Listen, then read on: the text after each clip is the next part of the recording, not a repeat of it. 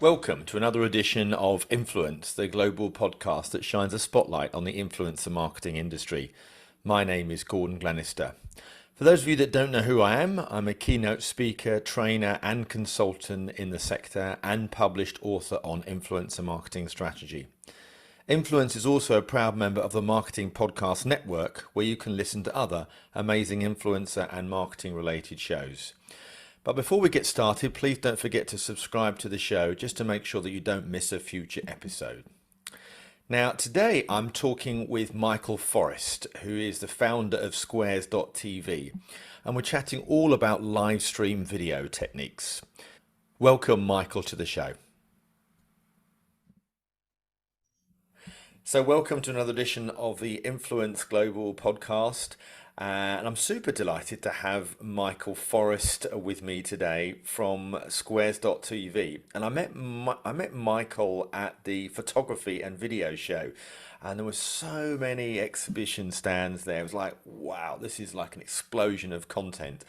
And Michael had this lovely little stand there, and I was just, you know what it's like when you meet somebody and they really sort of stand out. And we had such a great conversation, and I thought, you know what, this would be a great guest for my podcast and video, because I know this is going to be a little bit about some visual display. But anyway, a warm welcome to you, Michael. Lovely to see you today. Well, thank you so much for having me on, Gordon, and being so nice about my very scruffy little stand that I had at the conference. It was all very last minute, a few sort of A3 printouts up on the wall. I was changing it every day to try and make sure people knew what I was actually doing.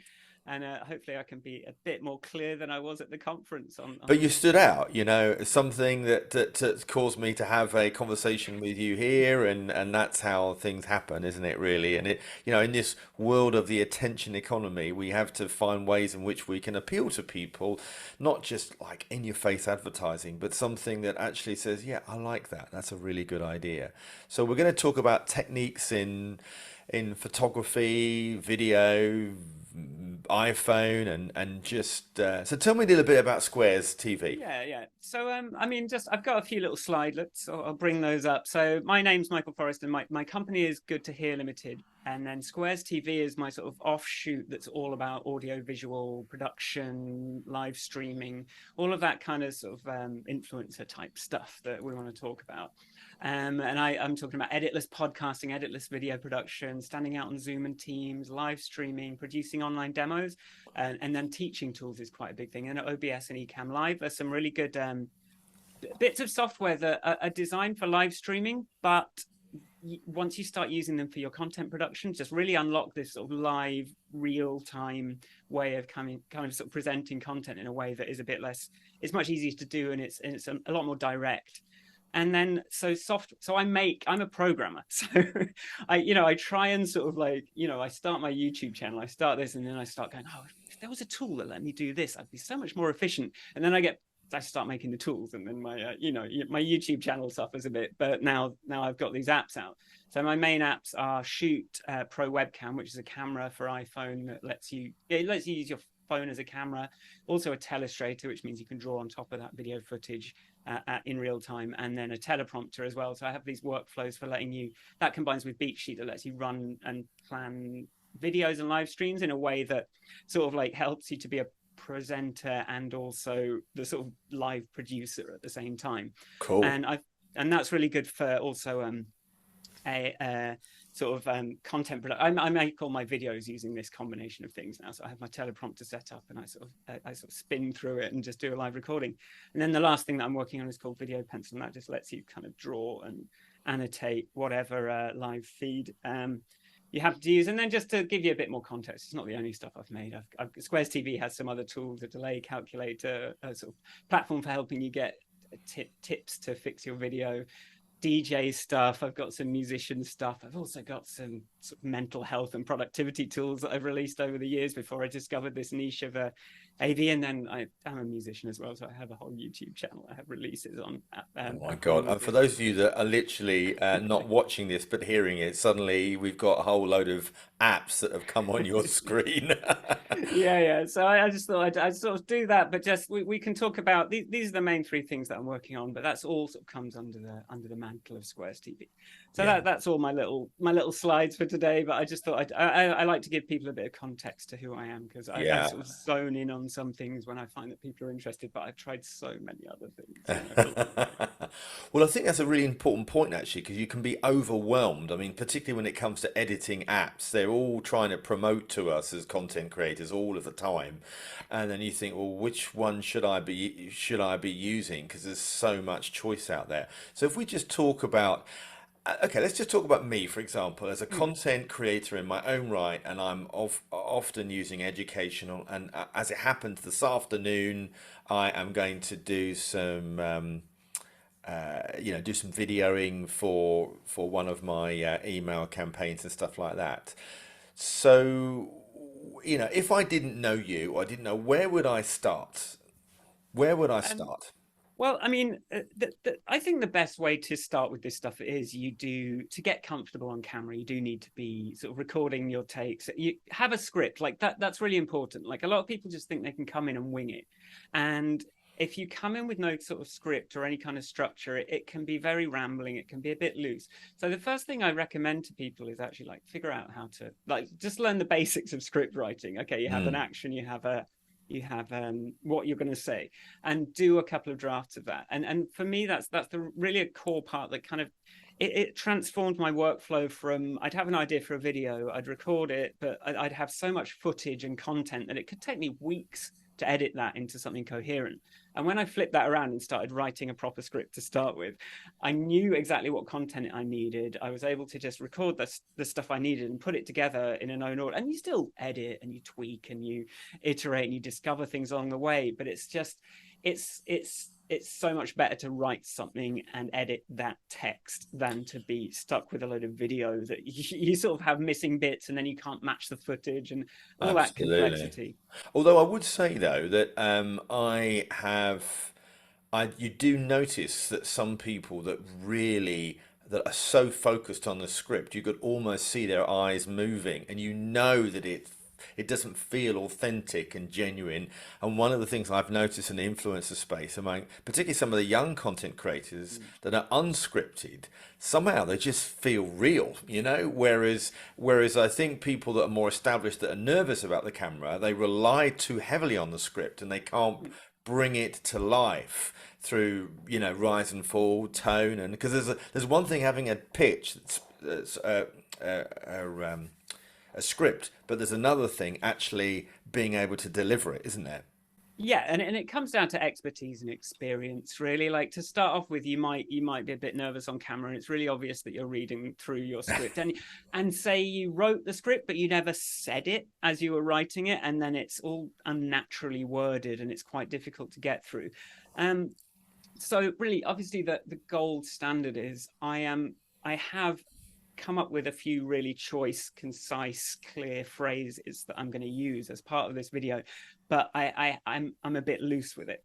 And I can just sort of like I know when but it just helps sort of reduce that mental overhead if you have something to reference that you have sculpted a little bit. But then around that, you can be a bit more loose. And that's why I love recording things live as well, because you're just doing it in one take. You're able to kind of bring in those bits that you have you sculpted a little bit more carefully, but then you can go off on a little tangent. You can just have a thought as you go, and then that just lends what you're talking about, which is that sort of like the naturalness, the authenticity that you're talking about, I think. But Yeah. honestly, it's a lot of it is just practice. Yeah, It's no, just doing it. I absolutely subscribe to that. And it's some really good points, because I think I've been using some videos before to promote like a speaker session, and I know that if I don't have some form of bullet points or script, I'm going to miss the call to actions, or I've got to have a certain flow, which is, create the pain point or the real need, and then the solution, and then the call to action. It's almost as you rightly say, it's a flow. So that's really interesting. So what about now? I know, what amazes me when you see, for example, BBC News or any news channel. You often see lots of cutaways, and you see the presenters, like a third, like we're seeing in the Ukraine, for example. You'll often see the reporters on the one side, and so that the viewer can really get a sense of the gravitas of what's happening behind them. So I guess our attention spans are dropping hugely, aren't they? So we want entertaining mix of content. What's your thoughts about how we do that on iPhone? I think the idea that our attention spans is dropping is sort of the wrong way to look at it. It's just there's so much competing for our attention in any one moment Right, that if good something point. isn't engaging, then something Yeah, else is going to pull your attention away. of If course. you only had the paper, then you just sort of get through it because there's nothing else around. But it's not that we're short. It's just there's a lot of competition for that attention, and that is one of the most valuable resources to the everything like the way businesses are run now. Attention is so important.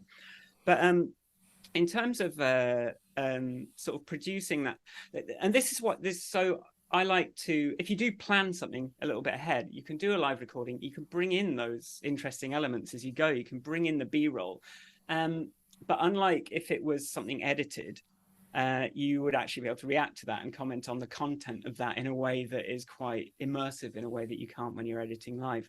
Mm, But yeah, obviously those BBC productions, they're huge crews. There's of an awful course, lot of planning. There's of an course. awful lot of equipment. There's an awful lot of things plugged into other things and satellite dishes. And honestly, like I find that when I watch like the BBC now or the reality, because I watch a lot of YouTube, like I get a lot of what I want, because there's sort of I find it so overproduced Mm, now, like the level that bar that these big the sort of traditional media companies will go to. It's impressive, it's flawless. They'll have all these beautiful camera shots, b-roll, all these things, but you think actually like you're sort of almost starting to dilute the information now because you've got so much stuff that's sort of kind of tangential to the message. Sometimes I do just want to hear someone who is an expert talking uninterrupted for 10 minutes, for 20 minutes, for an hour. no, no, And maybe you're actually, right. Maybe you're right. Yeah, and it's the authenticity of it and this on the hoof stuff that I think people like. And I have noticed with my videographer, she'll just say when she's going to an event, and I get the feeling that I'm part of her event that she's going to do, like a red carpet event. So it's not just her on the video, it's like some of her stories are about, oh, I saw you were at the event the other day. It looks really cool. It looks fun. So we're getting a bit of an inside shot at it rather than just the static interviews that have mm, been pulled out. So it's an interesting perspective actually. and I'd also add that I mean, this is why podcasts have become popular because you just get an uninterrupted thing. But also, sort of, you can go into such a niche much more deeply in a way than sort of mainstream media. Not not to use the term because I know that's been sort of misused in recent years, but I find that there's so much more scope for very, very niche content now and going into a lot of depth on that. And that one of the biggest mistakes I made was continuing to try and appeal to some sort of mainstream market or mainstream audience, or sort of like take off the rough edges of all like the sort of deep nerdy stuff that I like to go into. But I sort of feel, no, we have to polish that all off because we're used to the BBC, we're used to these TV channels where Mm, anything that takes any sort of prior knowledge is kind of rubbed off. So you have this sort of perfect soundbite. Like now, I think people are really searching out that super niche content, that super niche definitely. information that they can really dive and get really well produced content in those Mm, niches in a way that has never for history, unless you had a really good teacher that happened to be interested in one thing. Now you can find a really good teacher of that really specific thing that might even have really well produced videos, really engaging stuff. So I think it's definitely an era for that niche content production, and the more specific you can get, the better. Yeah, yeah, yeah, like yeah. you can really engage people in Well, your and content. on that note, what type of video content that you think can work well in those sort of niche spaces? Can you give me some examples, maybe? I just think anything that helps you teach, anything that helps you, it's the same tools. So you can still learn from cinema, you can still learn from television, you can still learn from other YouTubers, other content creators, but you're just bringing the tools of those productions into your particular niche. So like I think anyone can use a sort of teleprompt, like a little drawing app. So I'm just able to sort of illustrate a point and go, okay, I'm going to set up my camera and do this, and this is how you do this, and then this is how you, I don't know. I'm clarifying Yeah. anything. But I think anyone just being able to have a little chalk, it's sort of the new chalkboard. Like if I'm a teacher, I probably want a blackboard so I can draw something up there. Yes. Yes. If Yes. I'm Yes. maybe, but it's all that Also, visual I guess it language. also makes it personal, doesn't it? Because actually, if you're talking about something that, so for example, I host a weekly round table event. If one of the members on there was to say raise a question, and I was to explain it by annotating something, and so here's an example of what that might look like over here. It makes it very personal to him, but also it just mixes up what we're used to in a Hmm. way that's quite different, isn't it? And you just it's I mean, a danger for me is I get into my own little world and I'm making my things, and maybe I'm not consuming very much content that other people are doing. But especially with music, I find it very hard to listen to music as a 20 years into my failure as a musician. It's sort of like the bitterness gets a little bit intense for me to listen to it. But certainly I really love like well produced YouTube videos, and I watch enough of those that you just each time you see a new idea, that becomes something new for your arsenal. But and then you shouldn't be sort of trying to force every new thing into your bit of content. But the more you're aware of what's possible, and then you just sort of figure out how to do it. But then, and in the course of explaining something, you go, oh yeah, this would be a really good way to explain this. That's when you bring it in. So, Mm. um, I mean, I'm kind of addicted to figuring out how to do stuff, and then maybe I'm not so good at then actually producing a lot of content with that knowledge. I'm so interested in, oh, how has he like managed to draw on top of that? How did he do that fancy slide deck where it was overlaid over himself and all that kind of thing? So I'll figure out how to do it, and then I'll have this huge sort of arsenal of possibilities. But then, at some point you have to go, right, I need to what am I actually trying to explain here? And I think Yeah, that's well, what that's a your really audience kind important of point knows that because already. you could overcomplicate the technology in such a way that, and I've seen technology also break down online, which can be worse than the delivery and the technology. Because you could have some super cool stuff, say some super cool content, but actually, if you've got something that is getting likely to break down or it's all lost, isn't it? Now, I'm not saying that Yeah, we go with exactly. the intention of that, but there is an overcomplicated moment that you sometimes have. Now, I noticed that Yeah, you also use OBS Studio, yeah, don't you? yeah. So that's something that I've got as well upstairs, but really I don't really use it, and I know Mm. I probably should. So tell the listeners and viewers a little bit about OBS. Well, OBS is a tool for live streaming. So I discovered this back in 2015. I was living in Berlin on my own. I'd sort of watched all the TV in the world, and now I was looking for something to keep me company as I was living alone. I discovered Twitch TV and discovered the live streaming world there. And people had green screens. They were playing these games for hours. I was like, this is weirdly high production values. And so I got really interested in that. And then OBS is a free open source piece of software that lets you produce those live streams. So it lets you bring in video sources, either like live camera sources or media, audio.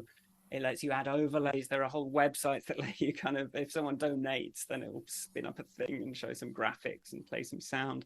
Um, so OBS is sort of the heart of your production studio, and that's a live thing. And so you have different scenes set up. So you say, okay, I've got my main camera, my introduction. Now I've got my main camera. Now I've got my game or whatever it is.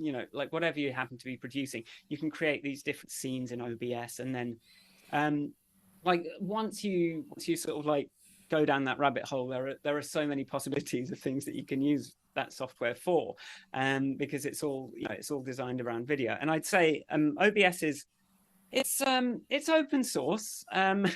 It's not easy to use. It's not easy to approach. But I do, it's and but if you are a Mac user, then there is a piece of software called Ecamm Live that gives you what OBS gives you, but in a much more approachable, albeit expensive way. Mm. So OBS, but OBS has grown so much over the last several years. It just really gives you anything you could think of is possible. It just might be a few weird clicks in order to bring that in. And so I have tools that work with that also to marshal the complexity of OBS. So if I have a production, a podcast or something, I have all these different segments. With OBS, I had all my function keys mapped, you can get a Stream Deck, which is a thing where you can set up buttons to switch scenes. But Beatsheet is a piece of software I made for the Mac that lets me marshal a production into a sequence of OBS or Ecamm scenes, and then just sort of step linearly through my show. So I'll press the button, I'll press next, and it'll play my title sequence. I'll press next, it'll play sort of the intro with the background, I and mean, then it's sort of my amazing when co-host you will have a chat. listening to you. I mean, this is like a if you see the stuff on TV and then you see all the credits afterwards, as you rightly said, all the amount of people that work on a TV show, and yet now we're getting to high production value, really, at a fraction of the cost. And that, of Mm. course, is also why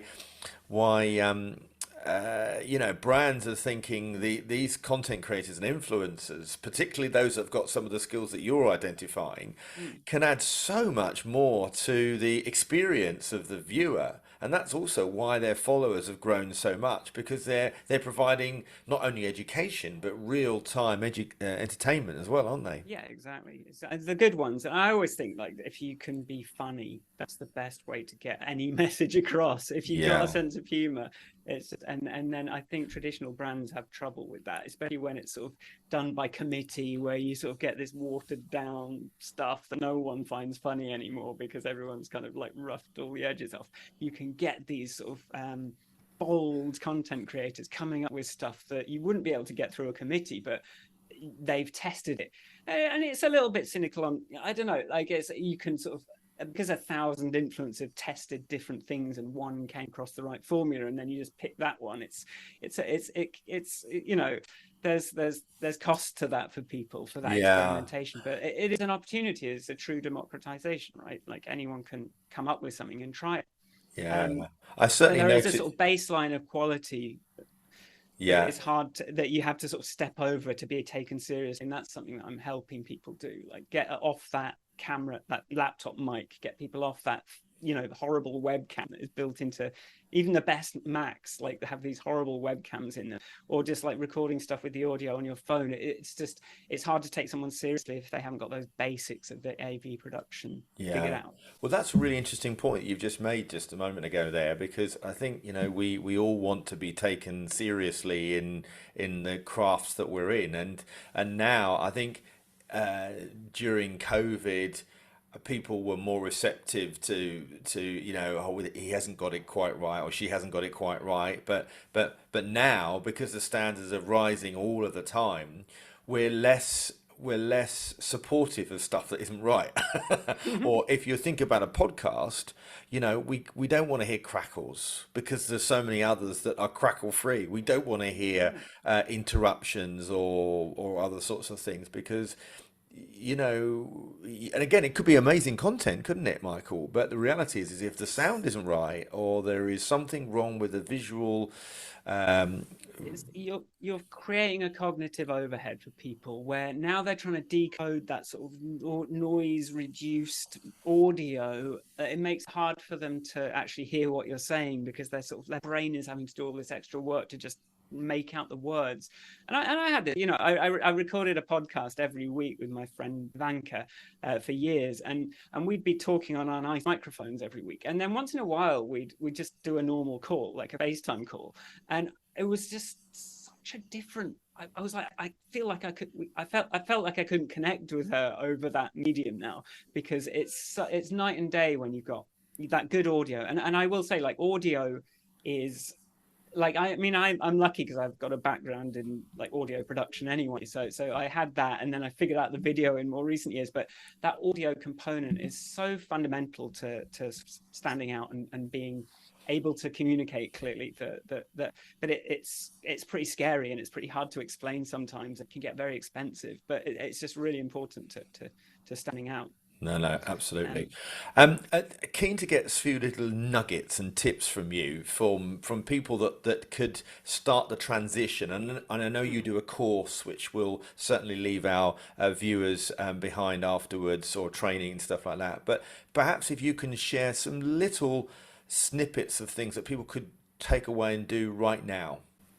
well, I mean, it sort of it obviously always depends on what you're doing, but I do have a newsletter which I have a sort of the first 5 things that you need to get for good remote video, like the remote video basics, which it sort of ends up playing to a lot of what we do now. So I say like, the most important thing for that is the first thing is you've got to have a good internet connection. And then if people if you're trying to communicate, if you're trying to do anything and you're especially if you're live streaming, especially if you're doing Zoom calls and things like that, that internet connection is key. The next thing then is your sound, as I've just been harping on about. The next thing then is your camera, and then that can be a phone camera, and I have a solution for that with my app, and I will say like it does touch on what we were just saying before, but if you have sort of significantly better sort of camera, especially assuming people don't notice the audio. They notice if it's bad, they don't notice if it's good. People don't notice the internet connection. They notice if it's bad, but they don't notice if it's good. The camera is the first thing where people will be like, oh, you look crisp and like that looks really nice. People will actually take you more seriously. And in fact, you can end up upstaging sort of like you can end up sort of upstaging the boss in a work meeting in a way if your video production is if you've got your thing set up too nicely. So there's some politics to that as well. But that it's sort of like the business suit of the modern world is if you've got that nice clean camera footage, a nice lens, a nice camera, that's that. Then the next thing is well, you can sort of interchange lighting. So your lighting is something that you want to get figured out, and I recommend as long as you've got an even light coming onto your whole face, ideally in a controlled way, because relying on an outside window can get very, if the sun comes out, you can create a lot of very intense shadows and things like that. So you want that sort of even light on your face, and then you just want to create that bit of contrast between yourself and the backdrop. So that's the sort of background part. So this is, I mean, I feel like this isn't as awesome as I would have hoped, but like these are the very basics of having that. I'm just the very basics of content production, but like I'm sort of feeding this into meetings and all those online things as well. But you see, like now I have my background is quite plain, and that's partly so that I can draw on top of it, and it actually stands out. But with any, it always kind of comes down to that, and you can the way you create that contrast is either it can be light, dark, it can be color differences, it can be gray, saturated or desaturated, it can be how much in focus things are. So if you can rotate your camera and have a lot of depth behind you, then you can create that sort of blurred background effect. And that actually, I heard a sort of director talking about, like, for a really great shot, like you just want that depth into the background. That's going to look really good. Yeah. But yeah, like that's the sort of basics of just, and then but then there's so many things you can do. So I mean, I can list off a few things. That I love a teleprompter, because I'm able to, so I've currently got you in a teleprompter. So I'm looking through you on Zoom into my camera lens. So I'm maintaining this eye contact for the whole call without, and also being able to use my good camera. I mean, I could do it more or less if it was on the laptop, but then I wouldn't be able to use my good camera. So I love a teleprompter, not just for reading out a script, but also for being able to connect with who I'm talking to. It's really important, isn't it? Because no, carry yeah. on. Sorry. No, go on. I was just saying on a laptop, if you haven't got a teleprompter into your phone or sequence, because also it's about making sure that you've got the right flow. There's nothing worse than it moving too quickly and you're trying to chase up with it. So getting the right speed of teleprompter is important. And you're absolutely right about eye contact. I know that even when I did a course over in Brazil a little while ago, I had my laptop there. They didn't have a teleprompter in place there. I was using quite a lot of my laptop as ideas, and of course I would look down every now and again, and you're very aware of that. Do you know what I mean? Yeah. I think it took me a long time to realize that eye contact with the camera was so key. Like I don't have any training. I've never done this, but I'd made so many videos where I'd like, oh, maybe if I'm looking off to the side and talking to someone, but it's like obviously you don't want to be like creepily staring into the lens, but like that is always has to be your point of reference. And you have to, what did someone say, like you have to talk to the camera as though it's someone who you really love, or who really loves you, someone who really likes you. Like talk to the camera as though you're talking, making eye contact with someone that really likes you, and so much can come through that way. Yeah. um Another thing I'd say is, like, something that was really important for me was, I did start when I first started podcasting. I edited that, and I edited that thing down to the wire, like every and every sound, and it took a while for me and Vanka to both sort of find our voice, create, to sort of develop that skill, to become comfortable with our voices, to become comfortable with our opinions on things. And so having that little bit of a buffer where I can edit, it meant that I was able to start to sort of get to know who I am. But then, as you know, 2 years in, we just started recording them live. Well, we started doing video recordings, but yeah, after a while, I actually sort of got rid of the whole editing process. We just did it live. We wouldn't have been able to do that to start with, because we wouldn't have had the experience. We wouldn't have been able to sort of keep that thing going. But so sometimes, so I think like the editing thing is, it's it's a really good way to ease yourself in, Yeah. because you know It's it can interesting be you really say, weird to hear your it's voice. interesting you say that. So you did the podcast live. Yeah, we started just doing it live. And actually, we broadcast it live on Twitch. And that, honestly, like, I was editing for, I mean, even when I got really good at it, and trust me, like, I made tools that allowed me to write my notes and then do that, and it would automatically give me the timeline. Even then, it could take me hours every week to edit that one podcast.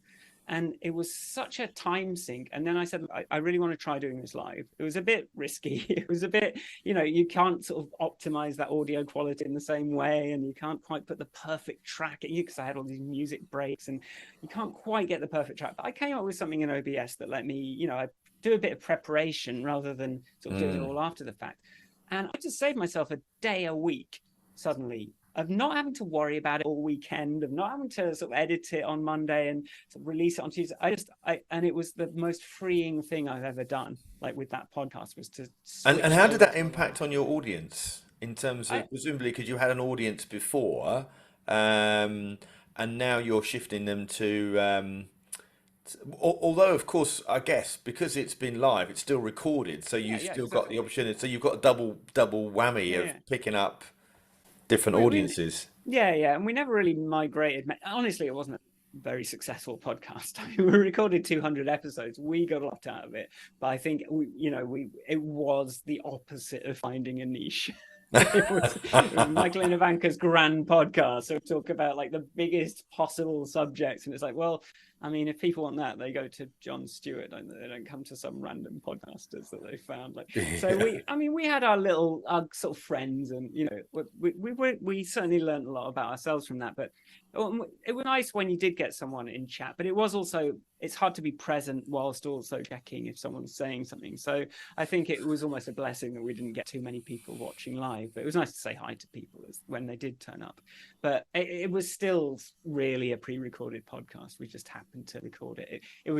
I got a nice backup of the video recording on Twitch as well as the local recording, for example. So that just helped me feel a bit safer with the whole thing. Um, Uh, but I think if we had a bit more of a niche thing, and we're sort of working on that. We've tried one Can You See My Screen podcast, where we've got a few episodes of that, but I think we haven't quite found the right thing yet. But yeah, I think you have to keep trying things out, don't you? And you learn, and in the process, even if you don't necessarily find that big audience, you're certainly solving a lot of technical problems, coming up with techniques for sort of learning about yourself, learning about the tools available, and gradually improving on that as you go, even if you don't necessarily get famous. so that's cool. Lovely. Well, it's really lovely to hear from you, Michael. And so thanks for coming and having a chat with me today. I really appreciate it. So how can people find out a little bit more about you and what you do? Well, just come to squares.tv, and I'm trying to, since the conference, I've managed to find a bit of clarity over, because I wanted to talk to people at the conference, and just because every single person I met through email was doing something different with my stuff, and I was like, what are the consistent themes that people want to do? And I've come up with those 7 that I mentioned earlier, and I'm starting to flesh those offerings out on the website. But basically, come to the website, join the newsletter, join the Discord, as well. And feel free to, if you are on iOS, if you are on a Mac, like I have this software that you can try out and use, and just feel free to email me, basically. So michael@squares.tv. I reply to everything. I have a whole system. It's actually got a bit intense this last couple of weeks because like people have really been interested in both my camera app and this new video pencil app, which lets you draw on top of your live feed, which there's a lot of excitement around. I think it's so stable and it's so useful that I think a lot of people are going to be wanting to use that. But yeah, just come and find me. And yeah, I'm on Twitter as well, @Michael Forrest. So yeah, that's me. Great. Thank you, Michael Forrest, for joining us on the Influence Global podcast. Thank you. Pleasure. That's it for another edition of Influence. Don't forget to subscribe to the show and give me your feedback, gordon@gordonglenister.com, or you can follow me on LinkedIn, Facebook, Instagram, or Twitter, where you can also ask me a question. If you're able to give us a 5-star review on any of the episodes, we really do appreciate it. And if you want help in creating an influencer marketing strategy, or you want to join the Influencer Marketing Secrets Roundtable weekly event, then head over to gordonglenister.com. If you want to find out more about the shows that we are on and others, go over to the MPN Marketing Podcast Network website and you can find them there. Thanks as always to my producer Neil Whiteside from Freedom One. And until next time, from me, Gordon Glenister, it's bye for now.